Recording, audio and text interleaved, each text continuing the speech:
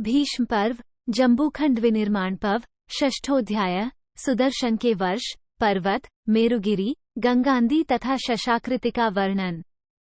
धृतराष्ट्र बोले, बुद्धिमान संजय, तुमने सुदर्शन द्वीप का विधिपूर्वक थोड़े में ही वर्णन कर दिया, परंतु तुम तो तत्वों के ज्ञाता हो, अतः इस संपूर्ण द्वीप का विस्तार के साथ वर्णन करो। 1.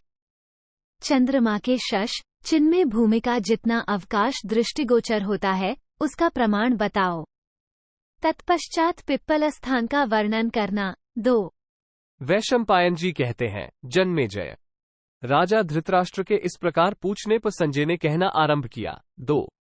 संजय बोले, महाराज, पूर्व दिशा से पश्चिम दिशा की ओर फैले हुए ये 6 वर्ष पर्वत हैं, जो दोनों ओर पूर्व तथा पश्चिम समुद्र में घुसे हुए हैं। 3. उनके नाम इस प्रकार हैं: हिमवान, हेमकूट, पर्वत श्रेष्ठ निषद, वैदुर्यमणिमय नीलगिरी, चंद्रमा के समान उज्ज्वल श्वेतगिरी तथा सब धातुओं से संपन्न होकर विचित्र शोभा धारण करने वाला श्रृंगवान पर्वत। राजन, ये 6 पर्वत सिद्धों तथा चारणों के निवास स्थान हैं। 4, 5. भरत नंदन, इनके बीच का विस्तार सहस्रों योजन है। वहां भिन्न भिन्न वर्ष खंड हैं और उनमें बहुत से पवित्र जनपद हैं। 6. उनमें सब और नाना जातियों के प्राणी निवास करते हैं, उनमें से ये भारतवर्ष है। इसके बाद हिमालय से उत्तर हेमवत वर्ष है। 7. हेमकूट पर्वत से आगे हरिवर्ष की स्थिति बताई जाती है। महाभाग, नीलगिर के दक्षिण और निषद पव के उत्तर पूर्व से पश्चिम की ओर फैला हुआ माल्यवान नामक पर्वत है। से आगे गंधमादन पर्वत है। 8, 9. इन दोनों के बीच में मंडलाकार सुवर्णमय मेरु पर्वत है, जो प्रातःकाल के सूर्य के समान प्रकाशमान तथा धूमरहित अग्नि के समान कांतिमान है। 10. उसकी ऊंचाई 84,000 योजन है। राजन, वो नीचे भी 84,000 योजन तक पृथ्वी के भीतर घुसा हुआ है। 11. प्रभो, मेरु पर्वत ऊपर, नीचे तथा अगल बगल संपूर्ण लोकों को आवृत करके खड़ा है। उसके पार्श्व भाग में ये 4 द्वीप बसे हुए हैं। 12. भारत, उनके नाम ये हैं: भद्राश्व, केतुमाल, जम्बूद्वीप तथा उत्तर कुरु। उत्तर कुरु द्वीप में पुण्यात्मा पुरुषों का निवास है। 13. एक समय पक्षीराज गरुड़ के पुत्र सुमुख ने मेरु पर्वत पर सुनहरे शरीर वाले कौवों को देखकर सोचा कि यह सुमेरु पर्वत उत्तम, मध्यम तथा अधम पक्षियों में कुछ भी अंतर नहीं रहने देता है, इसलिए मैं इसको त्याग दूंगा। ऐसा विचार करके वे वहां से अन्यत्र चले गए। 14, 15. ज्योतिर्मय ग्रहों में सर्वश्रेष्ठ सूर्यदेव, नक्षत्रों सहित चंद्रमा तथा वायुदेव भी प्रदक्षिण क्रम से सदा मेरुगिरी की परिक्रमा करते रहते हैं। 16. महाराज, वो पर्वत दिव्य पुष्पों और फलों से संपन्न है। वहां के सभी भवन जाम्बूनद नामक सुवर्ण से विभूषित हैं। उनसे घिरे हुए उस पर्वत की बड़ी शोभा होती है। 17. राजन, उस पर्वत पर देवता, गंधर्व, असुर, राक्षस तथा अप्सराएं सदा क्रीड़ा करती रहती हैं। 18. वहां ब्रह्मा, रुद्र तथा देवराज इंद्र एकत्र हो पर्याप्त दक्षिणा वाले नाना प्रकार के यज्ञों का अनुष्ठान करते हैं। 19. उस समय तुम्बुरु, नारद, विश्वावसु, हाहा और हुहु नामक गंधर्व उन देवेश्वरों के पास जाकर भांति भांति के स्तोत्रों द्वारा उनकी स्तुति करते हैं। 20. राजन, आपका कल्याण हो। वहां महात्मा सप्तर्षिगण तथा प्रजापति कश्यप प्रत्येक पर्व पर सदा पधारते हैं। 21. भूपाल, उस मेरु पर्वत के ही शिखर पर दैत्यों के साथ शुक्राचार्य निवास करते हैं। ये सब रत्न तथा ये रत्नमय पर्वत शुक्राचार्य के ही अधिकार में हैं। 22. भगवान कुबेर उन्हीं से धन का चतुर्थ भाग प्राप्त करके उसका उपभोग करते हैं और उस धन का 16वां भाग मनुष्यों को देते हैं। 23. सुमेरु पव के उत्तर भाग में समस्त ऋतुओं के फूलों से भरा हुआ दिव्य एवं रमणीय कर्णिकार कनेर वृक्षों का वन है, जहां शिलाओं के समूह संचित हैं। 24. वहां दिव्य भूतों से घिरे हुए साक्षात भूत भावन भगवान पशुपति पैरों तक लटकने वाली कनेर के फूलों की दिव्य माला धारण किए भगवती उमा के साथ विहार करते हैं। वे अपने तीनों नेत्रों द्वारा ऐसा प्रकाश फैलाते हैं मानो 3 सूर्य उदित हुए हों। 25, 26. उग्र तपस्वी एवं उत्तम व्रतों का पालन करने वाले सत्यवादी सिद्ध पुरुष ही वहां उनका दर्शन करते हैं। दुराचारी लोगों को भगवान महेश्वर का दर्शन नहीं हो सकता। 27। नरेश्वर। उस मेरु पर्वत के शिखर से दुग्ध के समान श्वेत धार वाली, विश्वरूपा, अपरिमित शक्तिशालिनी, भयंकर वज्रपात के समान शब्द करने वाली, परम पुण्यात्मा पुरुषों द्वारा सेवित, शुभ स्वरूपा पुण्यमयी भागीरथी गंगा बड़े प्रबल वेग से सुंदर चंद्रकुंड में गिरती हैं। 28, 29।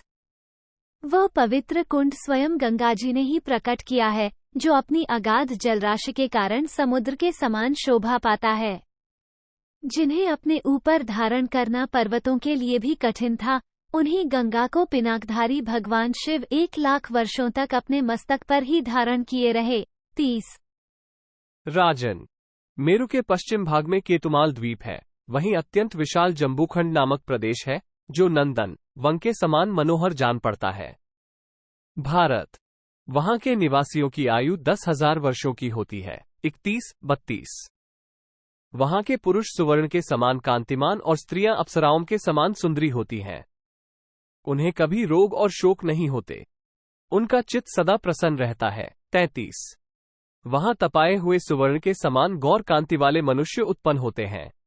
गंधमादन पर्वत के शिखरों पर गुह्यकों के स्वामी कुबेर राक्षसों के साथ रहते और अप्सराओं के समुदायों के साथ आमोद प्रमोद करते हैं। 34। गंधमादन के अन्यान्य पार्श्वर्ती पर्वतों पर दूसरी नदियां हैं, जहां निवास करने वाले लोगों की आयु 11,000 वर्षों की होती है। 35। राजन। वहां के पुरुष हृष्ट, पुष्ट, तेजस्वी और महाबली होते हैं तथा सभी स्त्रियां कमल के समान कांतिमती और देखने में अत्यंत मनोरम होती हैं। 36। नील पर्वत से उत्तर श्वेतवर्ष और श्वेतवर्ष से उत्तर हिरण्यकवर्ष है। तत्पश्चात श्रृंगवान पर्वत से आगे ऐरावत नामक वर्ष है। राजन। वह अनेकानेक जनपदों से भरा हुआ है। 37। महाराज। दक्षिण और उत्तर के क्रमशः भारत और ऐरावत नामक 2 वर्ष धनुष की 2 कोटियों के समान स्थित हैं और बीच में 5 वर्ष श्वेत, हिरण्यक, इलावृत, हरिवर्ष तथा हेमवत हैं। इन सब के बीच में इलावृत वर्ष है। 38। भारत से आरंभ करके ये सभी वर्ष आयु के प्रमाण, आरोग्य, धर्म, अर्थ और काम, इन सभी दृष्टियों से गुणों में उत्तरोत्तर बढ़ते गए हैं। 39।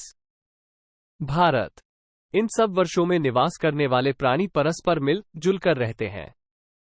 महाराज। इस प्रकार यह सारी पृथ्वी पर्वतों द्वारा स्थिर की गई है। 40।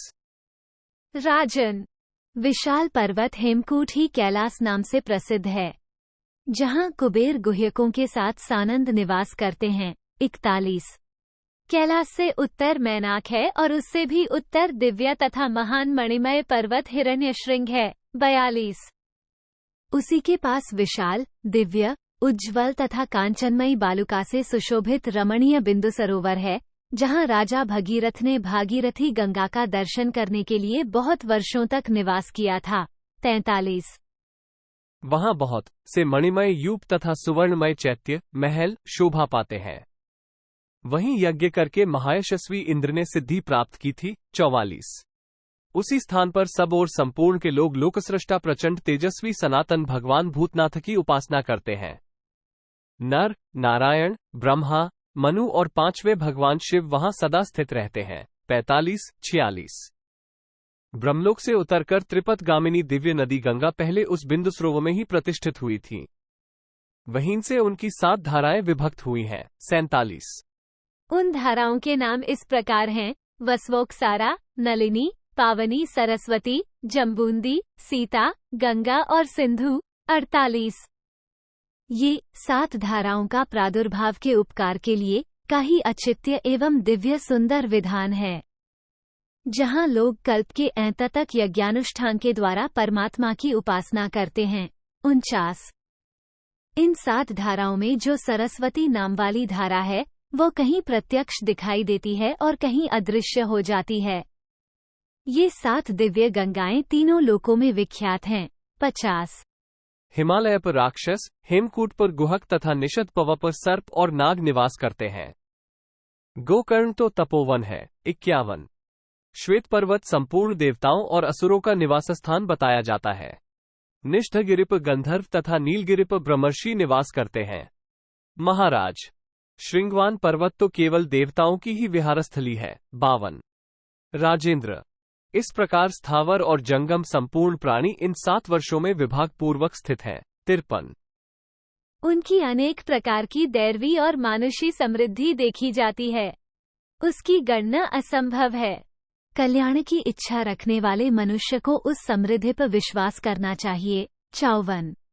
इस प्रकार वह सुदर्शन द्वीप बताया गया है, जो 2 भागों में विभक्त होकर चंद्रमंडल में प्रतिबिंबित हो खरगोश की सी आकृति में दृष्टिगोचर होता है। राजन, आपने जो मुझसे इस शशाकृति खरगोश की सी आकृति के विषय में प्रश्न किया है, उसका वर्णन करता हूँ, सुनिए। पहले जो दक्षिण और उत्तर में स्थित भारत और ऐरावत नामक 2 द्वीप बताए गए हैं, वे ही दोनों उस शश खरगोश के 2 पार्श्वभाग हैं। नागद्वीप तथा काश्यपद्वीप उसके दोनों कान हैं। 55। राजन, ताम्रवर्ण के वृक्षों और पत्रों से सुशोभित श्रीमामलय पर्वत ही इसका सिर है। इस प्रकार यह सुदर्शन द्वीप का दूसरा भाग खरगोश के आकार में दृष्टिगोचर होता है। 56। इति श्रीमहाभारते भीष्म पर्वणि जम्बूखंड विनिर्माण पवणि भूम्यादि प्रमाण विवरणे 6ष्ठोऽध्याय। 6। इस प्रकार श्री महाभारत भीष्म पर्व के अंतर्गत जम्बूखंड विनिर्माण पर्व में भूमि आदि परिमाण का विवरण विषयक 6ठा अध्याय पूरा हुआ। 6। दाक्षिणात्य अधिक पाठ का श्लोक मिलाकर कुल 56 श्लोक हैं।